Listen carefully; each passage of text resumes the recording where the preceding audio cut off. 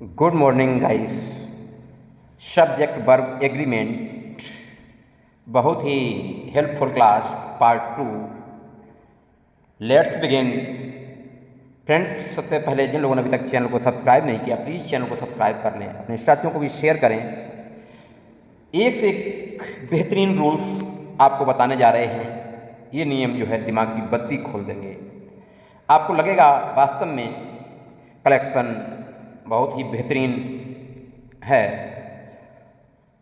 तो let's begin. Rule number 1, collective noun जब singular या सिंगल बॉडी के रूप में प्रयोग किया जाता है तो उसके साथ सिंगुलर वर्ब। ध्यान दें, कलेक्टिव नाउन जब सिंगल बॉडी के साथ प्रयोग किया जाता है तो उसके साथ सिंगुलर वर्ब का प्रयोग किया जाएगा। तथा प्रोनाउन का भी ध्यान रखा जाएगा। प्रोनाउन में इट और इट्स का प्रयोग होता है, परंतु जब इसके इंडिविजुअल मेंबर्स या यूनिट्स का अर्थ प्रकट होता है तो प्लूरल वर्ब तथा प्रोनाउन देम या देयर का प्रयोग होता है। प्रोनाउन भी चेंज हो जाता है और वर्ब हो जाती है प्लूरल। नेक्स्ट एग्जाम्पल से क्लियर कर पाएंगे हम। देखिए, बेहतरीन कॉम्बिनेशन। द जूरी कमेटी होती जजेज की, हैव गिवन इट्स डिसीजन। जब जूरी डिसीजन लेती है तो मिलके लेती है और जूरी को सिंगुलर माना जाता है। कैसा माना जाएगा? यहाँ पे जूरी को सिंगुलर माना जाता है। ये बेंच होती है कई सारे जजेज की, तो यहाँ पे वर्ब हैव लगी है और इसका भी प्रयोग है, तो इनकरेक्ट है। द जूरी हैज, जूरी को यहाँ सिंगुलर माना जाएगा। गिवन इट्स डिसीजन, उसने अपना निर्णय दिया, इट्स भी सही है। The jury has given its decision. क्यों? जूरी जब डिसीजन देगी तो एक मत में देती है और जूरी को सिंगुलर में यूज किया जाएगा। Next, the jury was divided in their opinion. साथियों, जूरी यहाँ पे देखते हैं, जो जूरी है ये डिवाइडेड के कई भाग हो गए, अपनी अपनी राय अलग अलग हो गई। जब अपनी अपनी राय अलग हो जाएगी तो जूरी यहाँ पे सिंगुलर का प्रयोग नहीं होगा, तो जूरी ऑटोमेटिक हो जाएगी plural. The jury were divided in their opinion. अब देयर का प्रयोग होगा, यहाँ पे इट का प्रयोग भी नहीं कर सकते हैं। बेहतरीन रूल साथियों, वीडियो को लाइक कर दें। नोट में देखते हैं और भी बहुत सारे शब्द हैं जिनको इस तरीके से यूज करेंगे।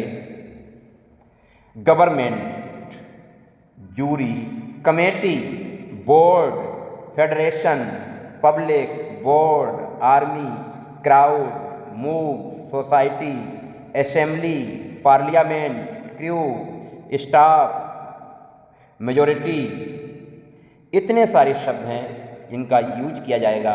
जैसा भाव आएगा, भाव अगर सिंगुलर का आ रहा है तो सिंगुलर वर्ब लगेगी, और प्लूरल का आएगा तो प्लूरल वर्ब लगेगी, और प्रोनाउन भी सिंगुलर या प्लूरल के अकॉर्डिंग ही लगाते हैं। चलते हैं नेक्स्ट रूल नंबर 2 की तरफ। रिलेटिव प्रोनाउन के ठीक बाद इसके एंटेसेडेंट या पूरक के अनुसार सिंगुलर अथवा प्लूरल वर्ब का प्रयोग किया जाता है। तो रिलेटिव प्रोनाउन के आधार पर किया जाएगा कि रिलेटिव प्रोनाउन के ठीक पहले जो भी नाउन होगा उसी को सब्जेक्ट के अकॉर्डिंग हम लगाएंगे। He is the boy. साथियों, यहाँ पे जब कई एक वर्ब होती हैं तो ये एक सब्जेक्ट है और इस सब्जेक्ट की वर्ब इज है, तो एक सब्जेक्ट एक वर्ब कॉम्बिनेशन करिए। द बॉय हु हैव यहाँ पे वर्ब दी गई, लेकिन इसका सब्जेक्ट जो है ये बॉय है, और बॉय चूंकि सिंगुलर है तो यहाँ पे हैव का प्रयोग नहीं हो सकता। He is the boy who has, तो बॉय के अकॉर्डिंग होना चाहिए हैज, क्योंकि बॉय सिंगुलर है, तो करेक्ट होगा 2 वाला option. Next, one of the best students that has come will be rewarded. साथियों, one of the best students, यहाँ पे दैट रिलेटिव प्रोनाउन लगा और इससे पहले जो है सब्जेक्ट हमारा दिया गया है वो क्या है, स्टूडेंट्स, और स्टूडेंट्स हमारा प्लूरल है तो यहाँ पे हैज का प्रयोग नहीं हो सकता। One of the best students that have come will be rewarded, correct है, हैव का यूज होगा क्योंकि इसके लिए हमें जस्ट प्रोनाउन रिलेटिव प्रोनाउन से पहले जाना पड़ेगा और जो सब्जेक्ट होगा उसके अकॉर्डिंग वर्ब लगाएंगे। फिफ्थ देखते हैं, I who is your friend will not work with you. तो आई और रिलेटिव प्रोनाउन है हु, इसके बाद इज का प्रयोग हुआ है। आई के साथ इज का प्रयोग होना संभव नहीं, इनकरेक्ट।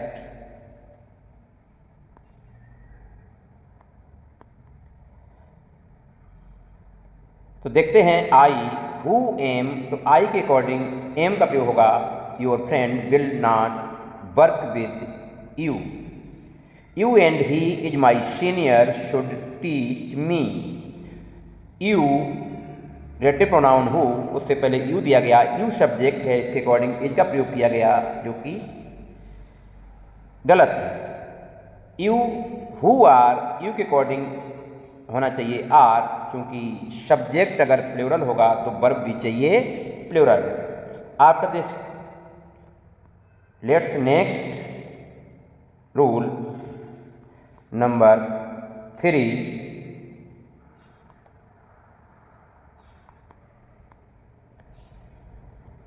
ए नंबर ऑफ के बाद प्लूरल नाउन, ये नंबर ऑफ के बाद जो नाउन लगेगा वो प्लूरल होगा, प्लूरल वर्ब का प्रयोग किया जाता है। प्लूरल ही नाउन होगा और प्लूरल ही वर्ब होगी, जबकि द नंबर ऑफ के साथ प्लूरल नाउन तथा सिंगुलर वर्ब का प्रयोग किया जाता है।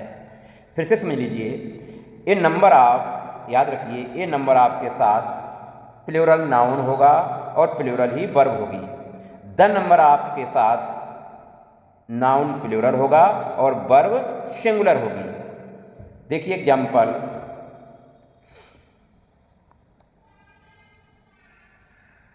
ए number of boys has come. तो ए नंबर ऑफ बताया था के साथ हमारा प्रोनाउन जो नाउन है वो तो प्लूरल है लेकिन वर्ब सिंगुलर है, इसलिए ए नंबर ऑफ बॉय, यहाँ तो नाउन ही हमारा सिंगुलर है जबकि होना चाहिए plural. A number of boys have come, correct. Third, a number of boys have come, a number of के साथ सब्जेक्ट प्लूरल है और वर्ब भी प्लूरल होगी। The number of students are increasing, the number of students clear है, अब लगा है आर। द नंबर ऑफ के बाद नाउन हमारा प्लूरल होगा लेकिन वर्ब होगी सिंगुलर, ये नहीं। द नंबर ऑफ स्टूडेंट, अब यहाँ पे तो नाउन ही मेरा सिंगुलर हो गया जबकि नाउन द नंबर ऑफ के बाद होना चाहिए plural, incorrect. The number of students is increasing, correct. 6, the number of students is increasing, the number of के बाद सब्जेक्ट मेरा जो है, ये जो नाउन है वो प्लूरल होगा और वर्ब इज जो है वो सिंगुलर है, बस यही। After this next rule number 4,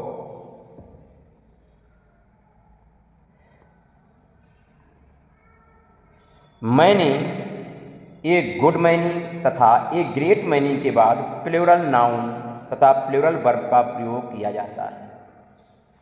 many, a good many तथा ए ग्रेट मैनी, ध्यान रखना मैनी तो ठीक है लेकिन ए इसमें लगा है, ए को देखकर भ्रमित मत होना, ये डाउटफुल हो जाता है। ए ग्रेट लगा है लेकिन यहाँ तो मैनी लगा है, क्या लगा है, मैनी। तो many, a good many, a great many के बाद प्लूरल नाउन तथा प्लूरल वर्ब का प्रयोग होता है, जबकि मैनी ए या मैनी एन के बाद सिंगुलर नाउन होगा और सिंगुलर वर्ब का प्रयोग होगा। कब? मैनी ए और मैनी एन के बाद सिंगुलर नाउन और सिंगुलर वर्ब का प्रयोग होगा। देखते example, many student has participated here. तो मैनी के बाद मैंने कहा कि प्लूरल होगा नाउन, नाउन यहाँ पे सिंगुलर है और वर्ब भी चाहिए प्लूरल, इनकरेक्ट। मैनी स्टूडेंट्स, अब देखिए यहाँ पे नाउन प्लूरल हो गया और वर्ब भी प्लूरल हो गई, तो many students have participated here, correct. Next, a good many magician has come. अब मजीशियन एक गुड मैनी के बाद होना चाहिए प्लूरल, दिया गया सिंगुलर। ए गुड मैनी मजीशियन, अब मजीशियन को दिया गया सिंगुलर और वर्ब किया गया हैव, तो मजीशियन नहीं मजीशियंस होना चाहिए। ए गुड मैनी मजीशियंस, अब देखिए यहाँ पे मैनी मजीशियंस दिया गया, तो एक गुड मैनी मजीशियंस ये नाउन प्लूरल हो गया और वर्ब भी प्लूरल है, तो करेक्ट हुआ फिफ्थ। नाउन भी प्लूरल और वर्ब भी plural. After a good many, use after a good many. A good many magicians has, और मजीशियंस के बाद वर्ब सिंगुलर है, incorrect. After many, many a students, अब मैनी ए के बाद सब्जेक्ट हमारा सिंगुलर होगा, यहाँ पे प्लूरल स्टूडेंट्स लिखा है और वर्ब भी हमारी होगी singular, incorrect. Many a student, many a student subject हमारा सिंगुलर है, लेकिन वर्ब क्या किया गया, प्लूरल लगा दी। Many a student has been rewarded, many a student subject singular है और वर्ब भी सिंगुलर है, correct. After this go next. साथियों बहुत ही बेहतरीन 5 रूल, जरूर रिस्पॉन्स दें, कैसी क्लास आपको लगी। Everyone, everybody, someone, somebody, known, nobody, anyone, anybody, anything, nothing इत्यादि के बाद सिंगुलर वर्ब का प्रयोग किया जाता है। समझ लीजिए, everyone, everybody, someone, somebody, known, nobody, anyone, anybody, anything, nothing के साथ सिंगुलर वर्ब का प्रयोग किया जाता है। देखते example.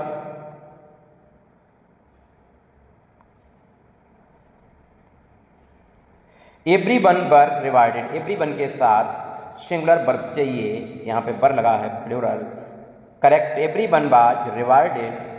Nothing were lost, nothing singular माना जाता है और वर्ब प्लूरल नहीं लगेगी। Nothing was lost, correct. Nothing के साथ सिंगुलर वर्ब का प्रयोग किया गया। Nobody know the fact, nobody के साथ प्लूरल वर्ब मानी जाएगी। Nobody knows the fact, correct. क्रिया में S Y S present indefinite में जो है सिंगुलर वर्ब मानी जाती है। तो थैंक यू वेरी मच।